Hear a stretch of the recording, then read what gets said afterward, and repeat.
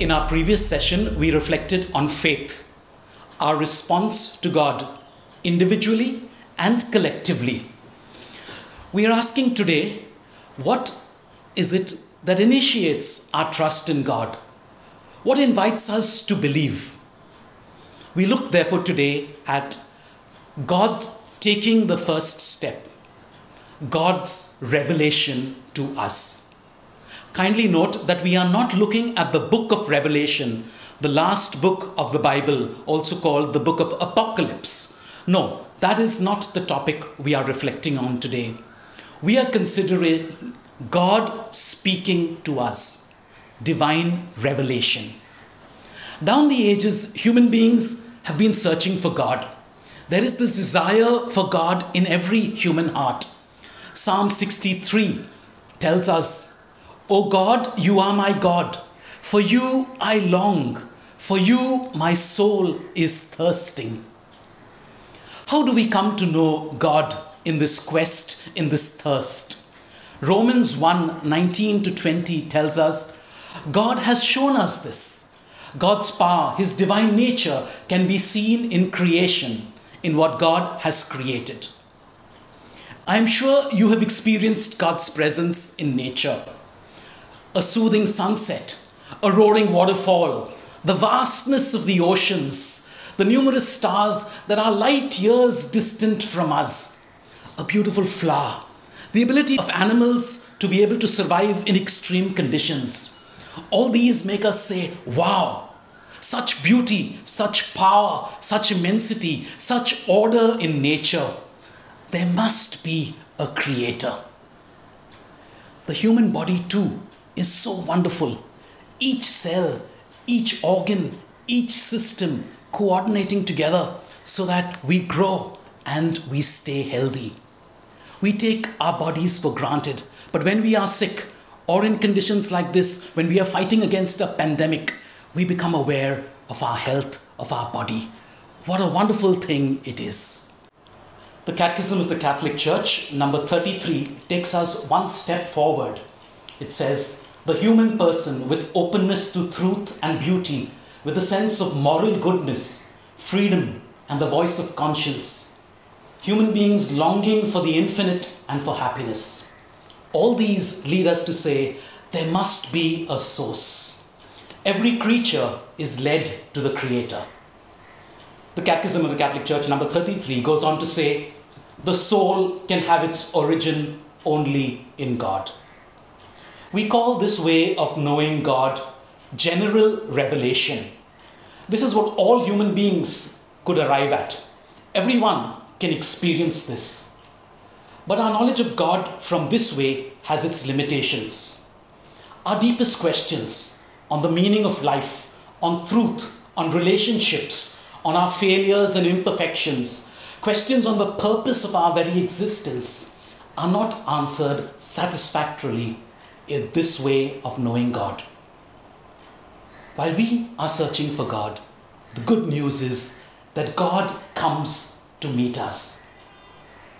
The First Vatican Council, in its document Dei Filius, tells us this, and this text is also given to us in the Catechism of the Catholic Church, number 51.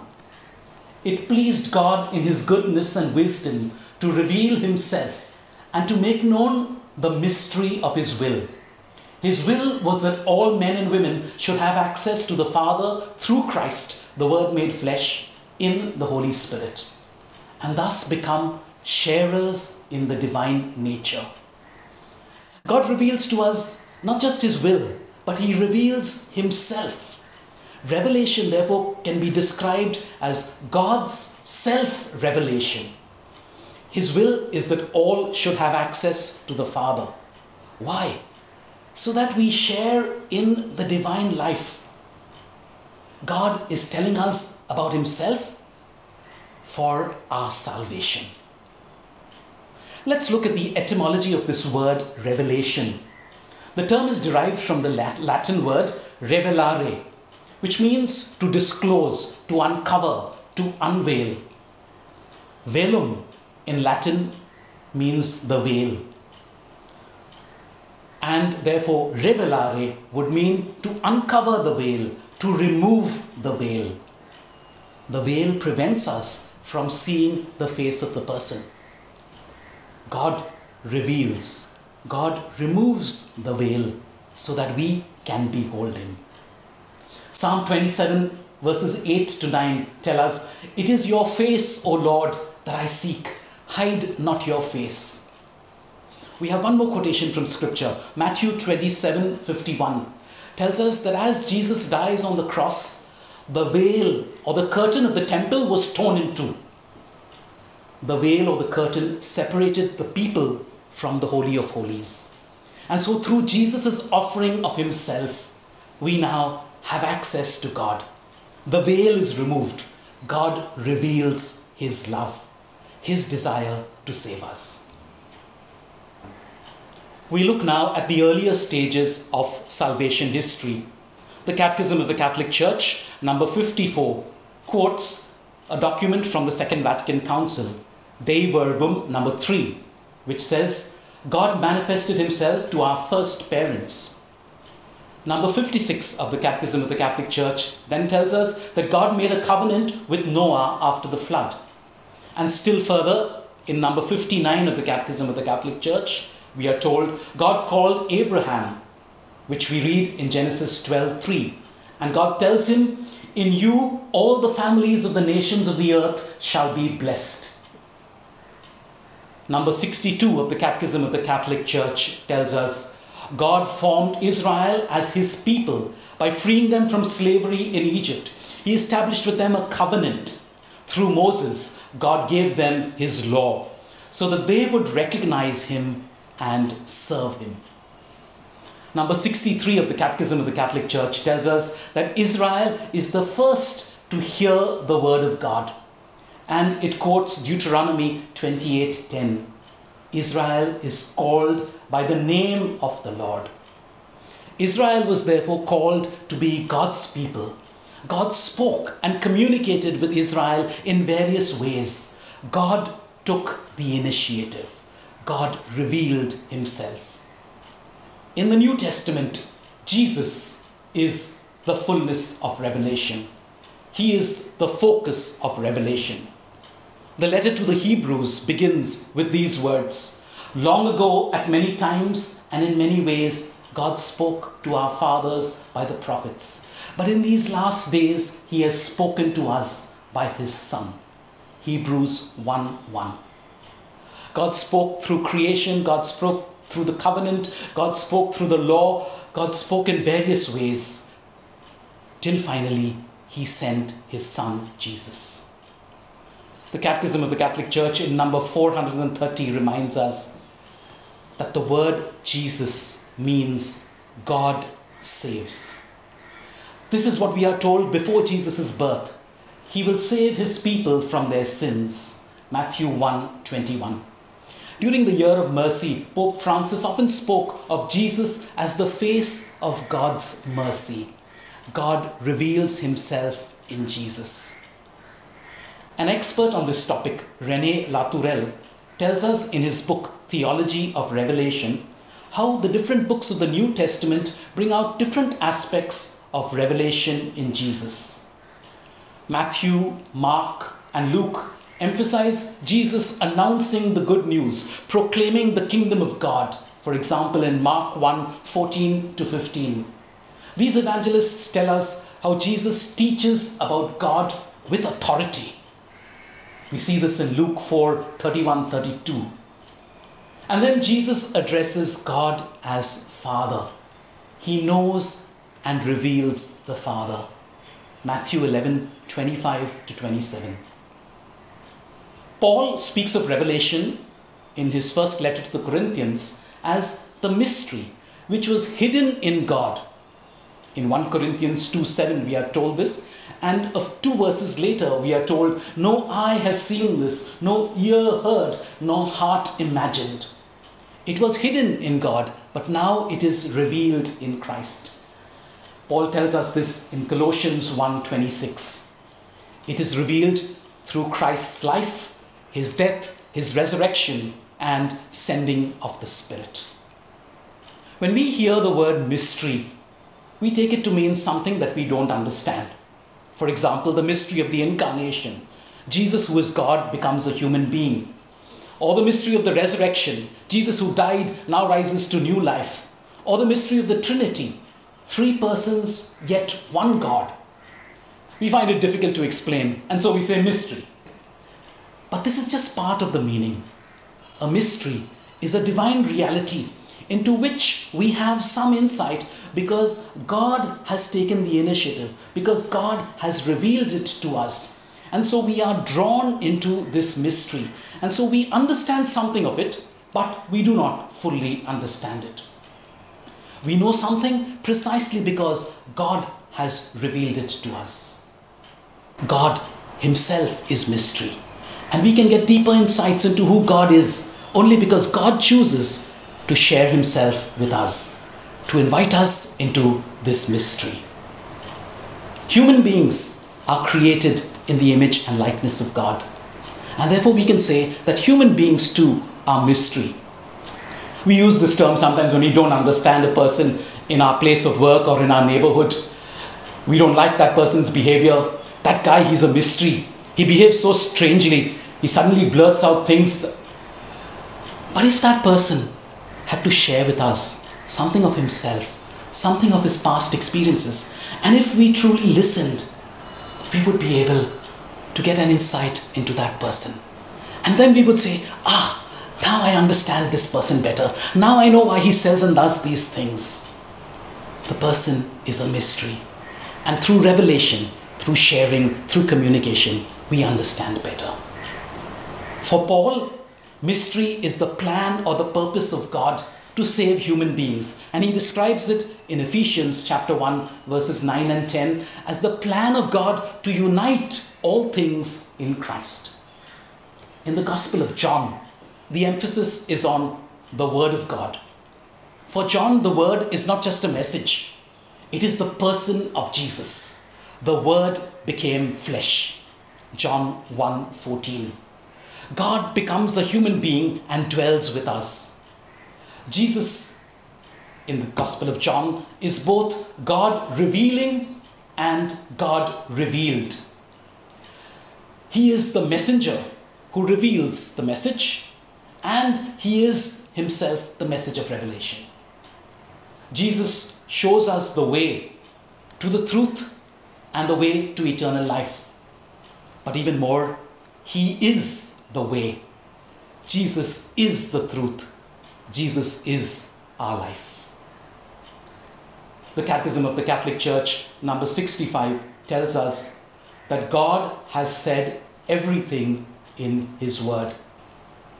Christ, the Son of God, made man, is the Father's one perfect and unsurpassable word. In him, God has said everything. There will be no other word than this one. In short, what this paragraph of the Catechism of the Catholic Church is telling us is that there will be no further revelation. We are at a time of a new level of communication. God has revealed himself to us completely in Jesus. Jesus is the high point of God's revelation. The Catechism of the Catholic Church, number 66, quotes the Second Vatican Council, Dei Verbum, number 4. The Christian economy, therefore, since it is new and definitive covenant, will never pass away, and no new public revelation is to be expected before the glorious manifestation of our Lord Jesus Christ. We await Jesus' manifestation in glory. That is called the parousia, when God will be all in all.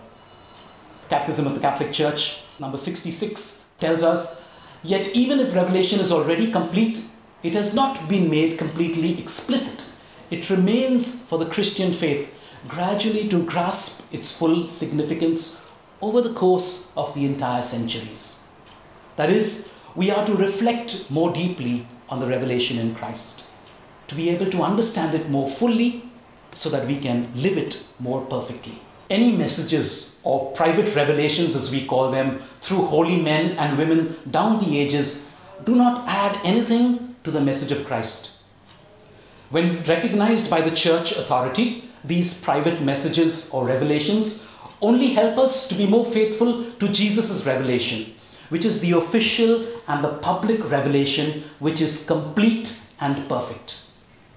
The Catechism of the Catholic Church in number 67 tells us, referring to these private revelations, it is not their role to improve or to complete Christ's definitive revelation, but to help live more fully by it in a certain period of history.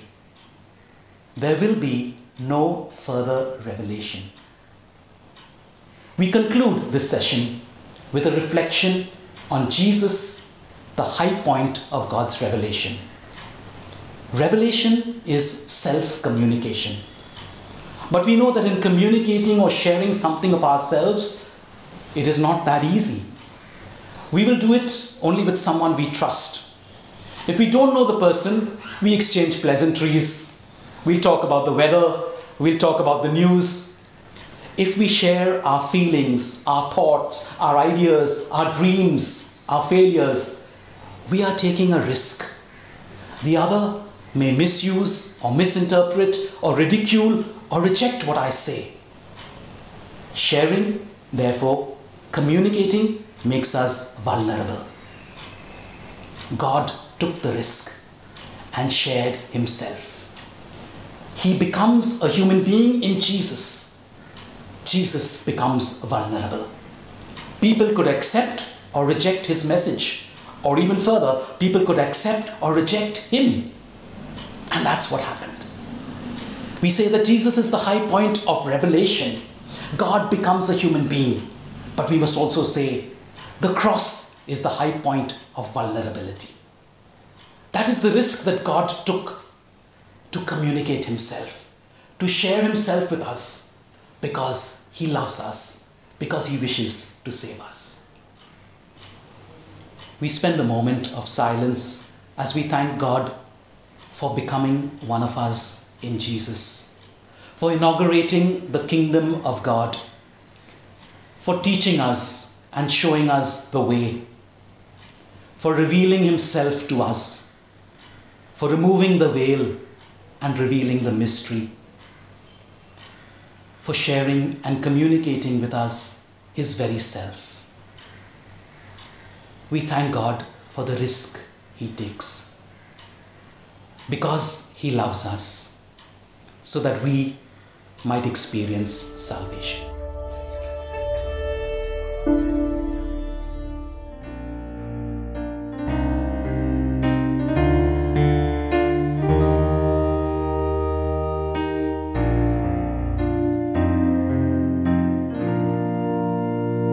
My dear friends, we shall now begin the novena to Our Lady of Perpetual Succor. In the name of the Father, and of the Son, and of the Holy Spirit. Amen. Come, Holy Ghost, Creator blessed, and in our souls take up thy rest. Come with thy grace and heavenly aid, to fill the hearts which thou hast made. Send forth thy Spirit, and they shall be created, and thou shalt renew the face of the earth. Let us pray. O God, who didst teach the hearts of thy faithful people, by sending them the light of the Holy Spirit, grant us by the same Spirit to have a right judgment in all things, and evermore to rejoice in his holy comfort, through Christ our Lord. Amen. An act of contrition. My God, I believe in thee, I hope in thee, I love thee above all things, with all my soul, with all my heart, and with all my strength. I love thee because thou art infinitely good and worthy of being loved. And because I love thee, I repent with all my heart of having offended thee. Have mercy on me, a sinner. Amen. For the intentions of the Holy Father, our Father, who art in heaven, hallowed be thy name. Thy kingdom come, thy will be done, on earth as it is in heaven. Give us this day our daily bread, and forgive us our trespasses, as we forgive those who trespass against us. And lead us not into temptation, but deliver us from evil. Hail Mary, full of grace, the Lord is with thee. Blessed art thou among women, and blessed is the fruit of thy womb, Jesus. Holy Mary, Mother of God, pray for us sinners, now and at the hour of our death. Amen. Glory be to the Father, and to the Son, and to the Holy Spirit. As it was in the beginning, is now, and ever shall be, world without end. Amen. Invocations to Our Lady together. We fly to thy patronage, O Holy Mother of God. Despise not our petitions in our necessities, but ever deliver us from all dangers, O glorious and blessed Virgin.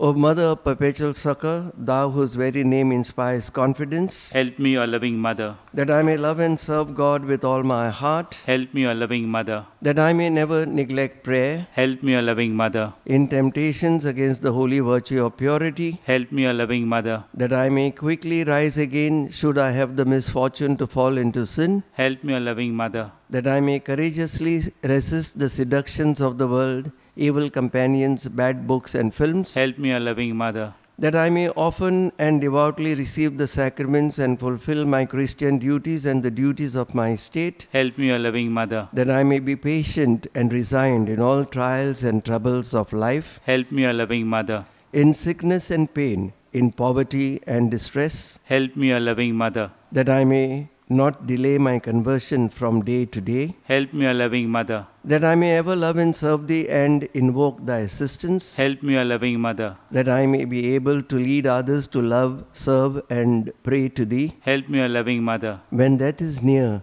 and I am about to pass into eternity. Help me, O loving Mother, to my last hour, to my last breath, do thou watch over me. Help me, O loving Mother. Pray for us, O Mother of perpetual succor, that we may bear the promise of Christ.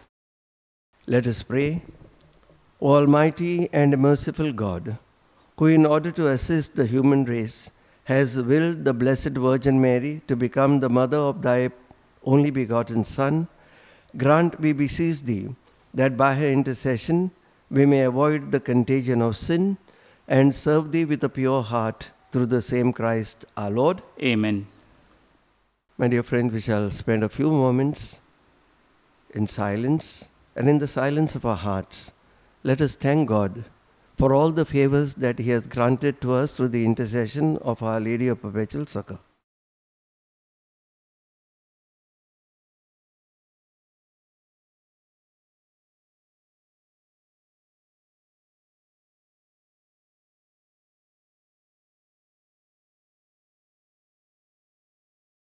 And now we shall place our petitions before the Lord and ask Our Lady to intercede on our behalf.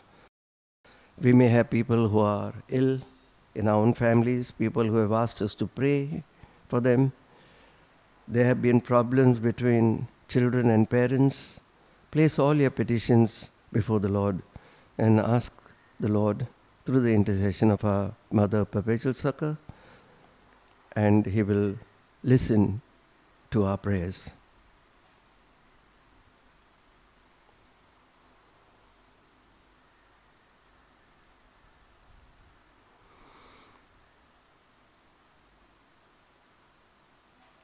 We shall take the Novena prayers together. O Mother of Perpetual Succor, behold me, a miserable sinner, at thy feet. I have recourse to thee and put my trust in thee. O Mother of mercy, have pity upon me. I hear thee called by all, the refuge and the hope of sinners. Be then my refuge and my hope. Succor me for the love of Jesus Christ. Stretch forth thy hand to me, a poor sinner, who recommend and dedicate myself to thee as thy perpetual servant. I bless and thank God for having in His mercy given me this confidence in thee, the pledge, as I believe, of my eternal salvation.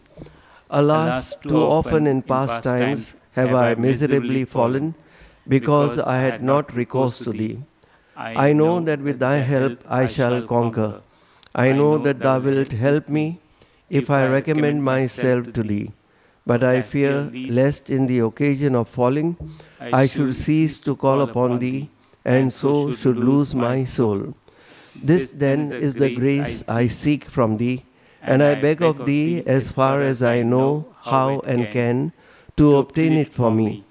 namely in the assaults of hell, always to have recourse to thee, and to say to thee, O Mary, help me, Mother of perpetual succor, suffer me not to lose my God. Amen. Mother of perpetual succor, pray for thy children. Hail Mary, full of grace, the Lord is with thee. Blessed art thou among women, and blessed is the fruit of thy womb, Jesus. Holy Mary, Mother of God, pray for us sinners, now and at the hour of our death. Amen. Mother of perpetual succor, pray for thy children. Hail Mary, full of grace, the Lord is with thee. Blessed art thou among women, and blessed is the fruit of thy womb, Jesus. Holy Mary, Mother of God, pray for us sinners, now and at the hour of our death. Amen. Mother of perpetual succor, pray for thy children. Hail Mary, full of grace, the Lord is with thee. Blessed art thou among women, and blessed is the fruit of thy womb, Jesus. Holy Mary, Mother of God, pray for us sinners, now and at the hour of our death. Amen. Holy Mary, succor the miserable, help the faint-hearted, cheer those that weep, pray for the people, be the advocate of the clergy, intercede for all devout women, let all feel thine aid who implore thy perpetual succor. Thou hast been made for us, O Lady, a refuge, a helper in need and tribulation. Let us pray.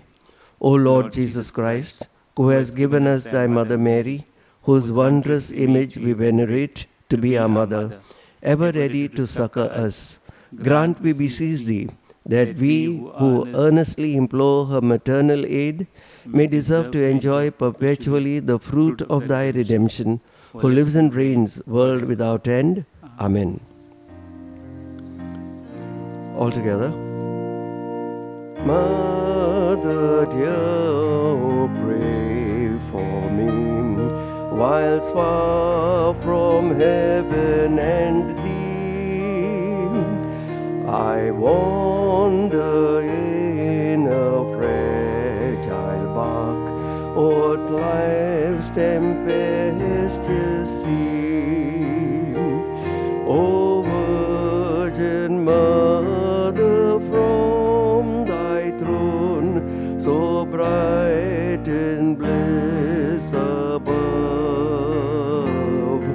protect thy child and cheer my path with thy sweet smile of love.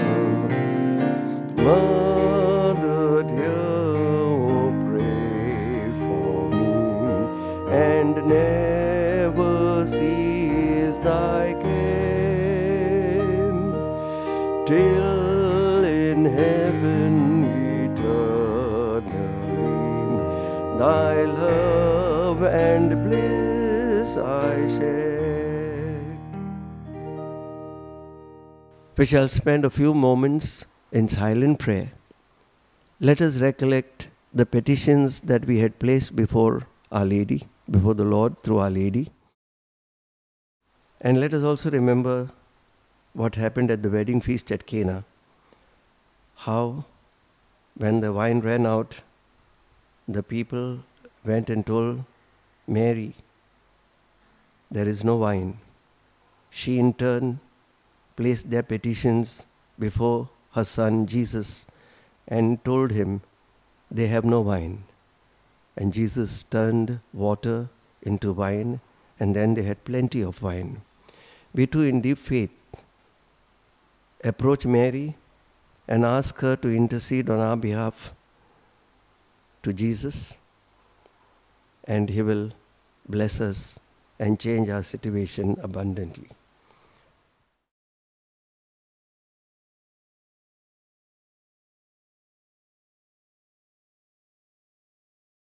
Therefore, in deep faith, let us all together pray the Memorare. Remember, O most gracious Virgin Mary, that never was it known that anyone who fled to thy protection, implored thy help, or sought thy intercession was left unaided. Inspired with this confidence, I fly to thee, O Virgin of Virgins, my Mother. To thee I come, before thee I stand, sinful and sorrowful. O Mother of the Word incarnate, despise not my petitions, but in thy mercy hear and answer me. Amen. We shall now have the exposition of the Blessed Sacrament.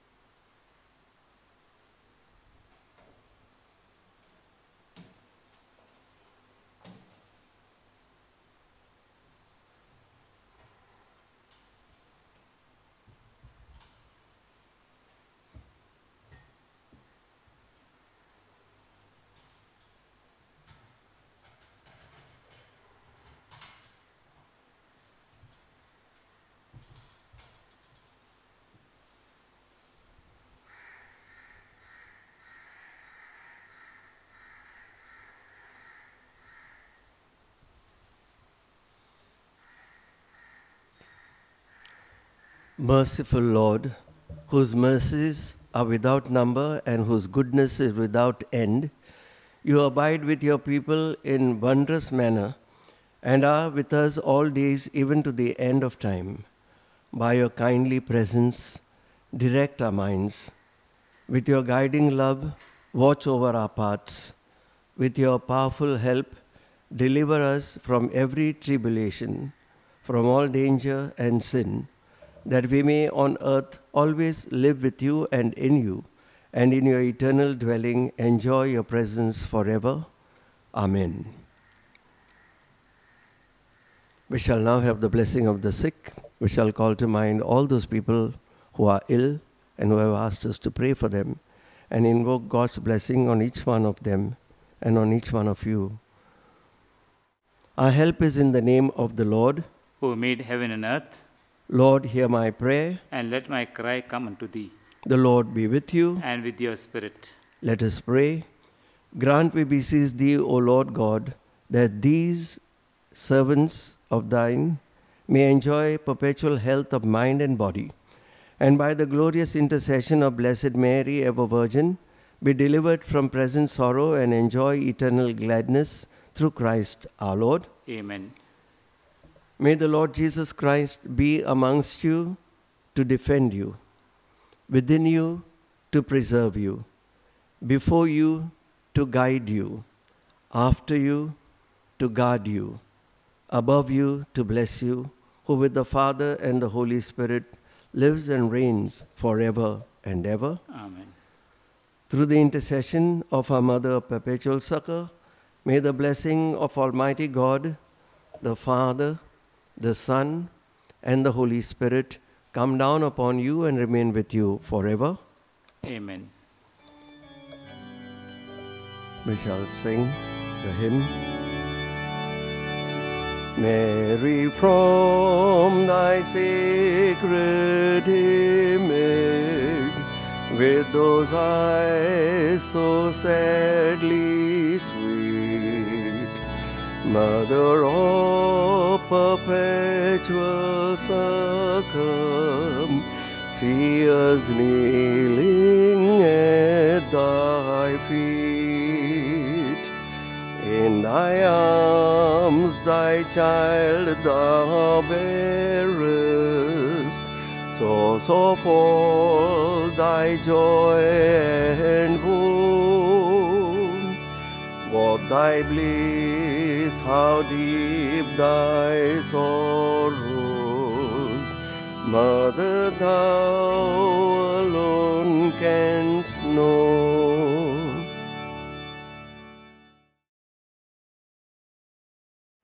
We shall now sing the hymn to the Blessed Sacrament.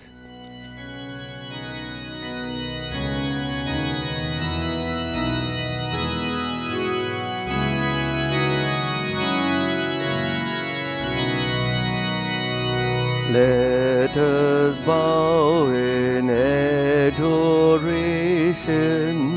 to this sacrament so great. Here is new and perfect worship.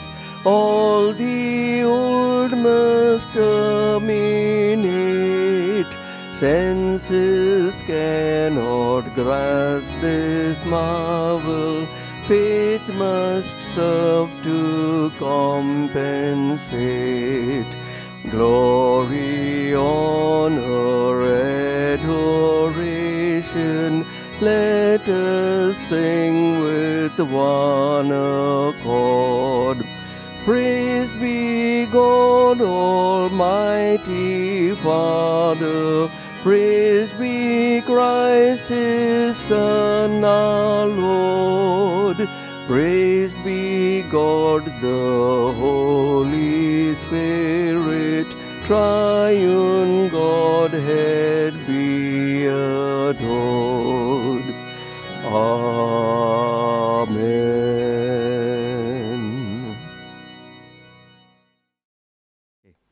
Let us pray. O God, who in this wonderful sacrament you have left us a memorial of your passion, grant that we may so reverence the sacred mysteries of your body and blood, that the taste of the fruit of your redemption may ever be within us, who lives and reigns forever and ever. Amen.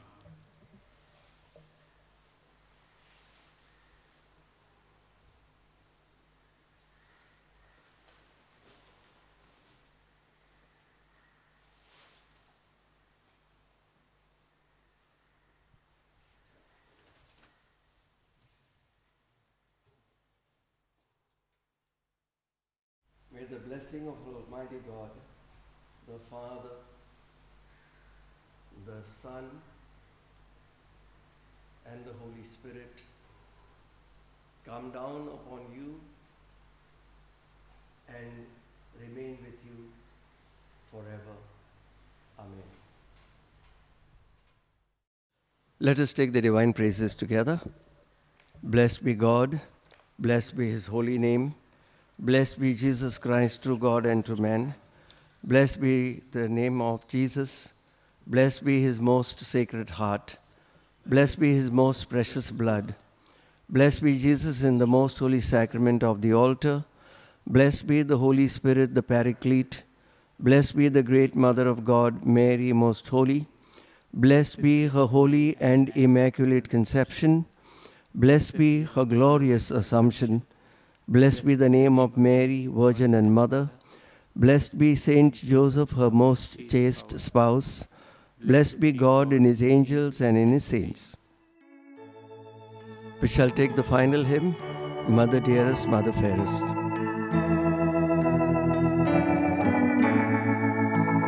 Mother dearest, Mother fairest, help of all who call on Thee. Virgin purest, brightest, rarest, help us, help, we cry to Thee. Mary, help us, help, we pray. Mary, help us, help, we pray. Help us in all care and sorrow. Mary, help us, help, we pray. Mary, help in pain and sorrow. Soothe those wrecked on bed of pain. May the golden light of morrow bring them health and joy again. Mary, help us, help, we pray. Mary, help us, help, we pray. Help us in all care and sorrow. Mary, help us, help, we pray. In the name of the Father, and of the Son, and of the Holy Spirit. Amen.